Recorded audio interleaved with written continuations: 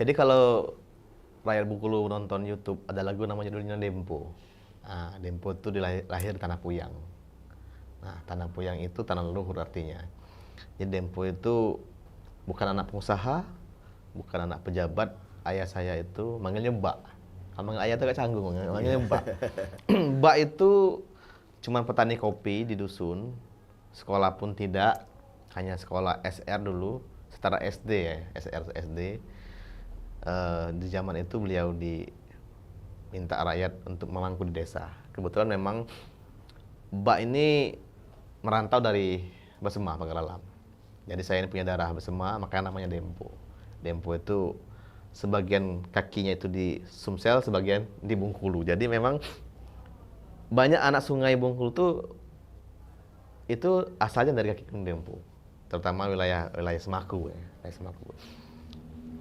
Emak saya manggilnya emak. Kalau bunda ibu ini kan zaman sekarang keren ya kan.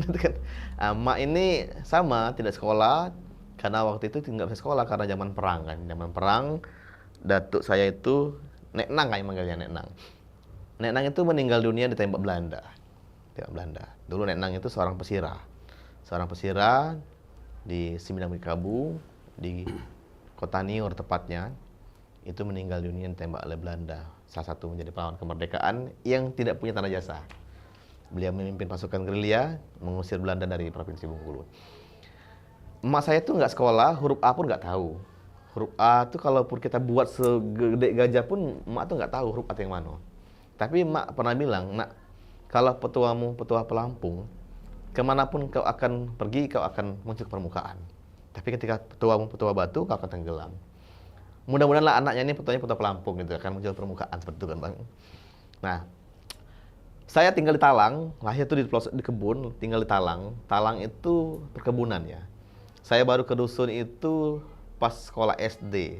Jadi kalau hari-hari di pagi hari itu melihat harimau di bawah pondok tuh hal yang biasa, nggak aneh bagi saya. Nah, SD saya, SMP, SMA, lalu kalau ditanyakan siapa yang orang paling berpengaruh dalam hidup saya itu emak. Karena emak nih yang hari-hari dengan saya.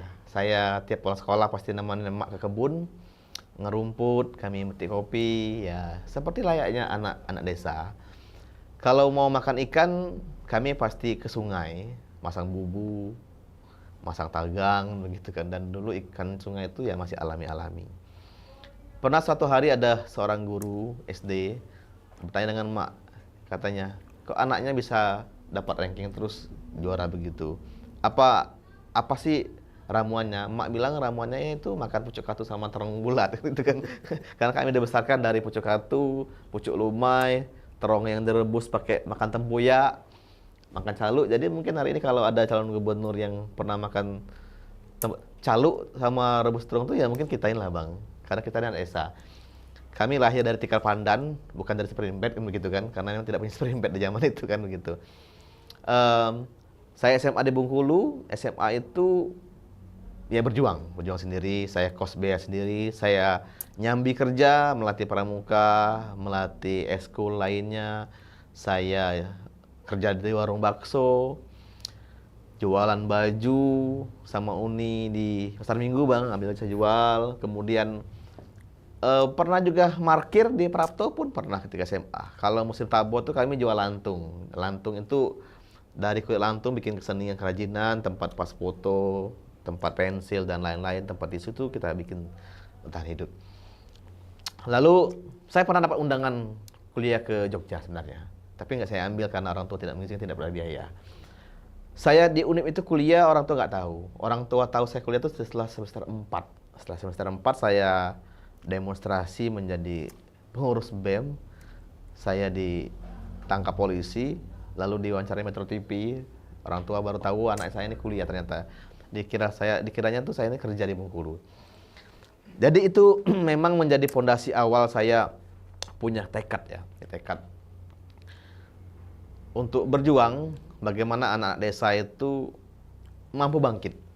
Karena saya keliling hampir 2 tahun ini, kurang lebih itu 600 desa saya keliling, bertemu dengan tokoh masyarakat, tokoh adat, ulama-ulama kampung ya, ulama-ulama yang tidak tersohor di media. Mereka berpesan bahwa mesti ada gerakan yang mempelopori agar anak desa itu punya spirit, anak desa itu punya tekad untuk bertegak kepalanya di hadapan dunia. Karena hari ini hampir semua anak desa itu tidak berani, tidak pede. Beranggapan kalau mau tampil di publik, mau menjadi pegawai, mau menjadi polisi, mau menjadi pengusaha, mau merintis karir politik, itu mesti anak pejabat. Kalaupun bukan anak pejabat, ya mesti anak orang berduit atau anak pengusaha. Nah, Dempo yang bukan anak pejabat, yang bukan anak pengusaha, sedang mencoba merintis itu. Bagaimana menguatkan batin seluruh anak-anak desa hari ini bahwa kita punya kesempatan sama. Indonesia ini adalah negara yang adil. Kita punya konstitusi yang memberikan hak yang sama kepada anak petani, anak pedagang, anak buruh, anak pejabat. Itu boleh tampil ke permukaan, boleh berkontribusi dalam pengabdian negara ini. Misal dalam pilkada. Karena kita ini bukan anak pengusaha yang tidak punya banyak uang, tidak punya uang. Dan kita ini bukan anak penguasa, bukan anak pejabat yang bisa seenaknya mengatur kekuatan. Negara berikan namanya jalur perorangan, maju pilkada. Jalur independen namanya. Itulah yang disebut dengan koalisi rakyat. Rakyat berkoalisi, 1 KTP, 2 KTP, mereka berkompromi, mereka berkomunitas, membangun kekuatan akar rumput dari desa, menyodorkan calon rakyat. Ya, undang-undang itu membolehkan yang namanya jalur independen perorangan. Memang selama ini rakyat Bengkulu khususnya itu katakan belum paham, belum tahu, belum dapat informasi, belum tersosialisasikan bahwa dalam pilkada itu ada 2 jalur. 1 jalur perorangan, 2 jalur partai politik. Nah, perorangan ini rakyat yang mengusung. Nah, hari ini alhamdulillah saya dengan Bang Ken itu diamanahkan rakyat untuk maju pilkada itu lewat jalur namanya jalur perorangan, koalisi rakyat mengusung.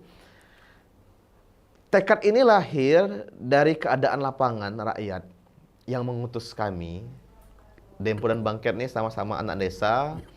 Saya dari Benteng, Bang Ken dari Seluma. Kami menikah, saya punya istri, sekarang dosen di UNIP, seorang akademisi.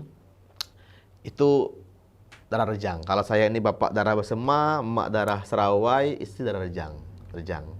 Datuk istri saya itu juga dulu seorang pesira Rejang Semitul.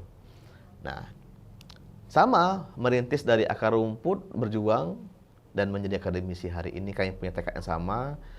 Kami sudah berkomitmen suami istri untuk menghibahkan hidup kami, menghibahkan penghasilan kami ini untuk membangun regenerasi, untuk membangun peradaban, untuk mengkader sebanyak mungkin calon-calon pemimpin masa depan yang siap berkiprah untuk memastikan bahwa Indonesia emas itu terwujud. Dan itu pondasi awal bangkitnya dari Provinsi Bengkulu. Itu tekad kami sebagai suami istri. Bahwa Bengkulu mesti menjadi cikal bakal lahirnya kebangkitan Nusantara menuju Indonesia emas 2030 dan berjaya 2045 nanti. Saya bersyukur dengan Tuhan Yang Maha Esa, saya diberi kesempatan untuk kuliah dibandingkan dengan teman-temanku dulu yang sangkatan SD, SMP, SMA yang mungkin tidak sempat kuliah. Tuhan berikan saya kemudahan. Ini mungkin Tuhan memberikan kemudahan karena Tuhan memberikan perintah agar saya bisa berbuat lebih banyak lagi untuk rakyat Bengkulu. Secara pengalaman, saya belum punya pengalaman banyak dibandingkan para senior-senior lain politik. Tetapi saya bersyukur dengan Tuhan Yang Maha Esa. Hari ini dan sejak kuliah, Tuhan hadirkan namanya Bang Ken. Bang Ken ini mentor saya, guru saya di pergerakan, guru saya di dunia akademik, guru saya di politik, tempat saya dulu bertanya, berkonsultasi, dan alhamdulillah ketika hari ini saya punya nama itu untuk mencalonkan diri menjadi gubernur Provinsi Bengkulu lewat jalur independen, Bang Ken support. Bang Ken bimbing saya, bahkan beliau langsung bersedia menjadi wakil, memastikan bahwa langkah saya ini tepat, memastikan bahwa langkah seorang Dempo ini progresif, memastikan bahwa langkah Dempo ini visioner, memastikan bahwa Dempo ini berjuang dengan nawa itu yang benar. Bang Ken memastikan bahwa langkah Dempo ini benar-benar untuk kemajuan Provinsi Bengkulu dan Indonesia. Saya bersyukur dengan Tuhan Yang Maha Esa, berterima kasih dengan Bang Ken dan Ayunda, berkenan bersedia mendampingi, mementori, dan langsung menjadi wakil. Karena anak muda ini kalau nggak dampingi senior takut kebablasan gitu kan. Karena kita ngegas terus maka mesti punya kontrol. kontrol yang positif. Insya Allah kolaborasi saya dan Bang Ken ini kolaborasi untuk rakyat, kolaborasi nawaitu yang baik. Kami lahir dari desa, kami dibesarkan dari kesusahan, kami dikader oleh keadaan yang memang harus berjuang, merintis. Insya Allah itu yang menjadi rule of law hidup kami, yang menjadi pegangan hidup kami, bahwa kami mesti kembali ke rakyat hari ini. Makanya kami berkoalisi dengan rakyat menempuh pencalonan melalui jalur independen. Karena independen ini adalah, yang namanya independen itu kan artinya kemerdekaan, artinya bebas tanpa intervensi. Yang boleh mengintervensi Dempo Bang Ken itu hanya dua. Satu Tuhan, dua rakyat. Hanya itu. Bukan penguasa dan bukan pengusaha. Seperti itu.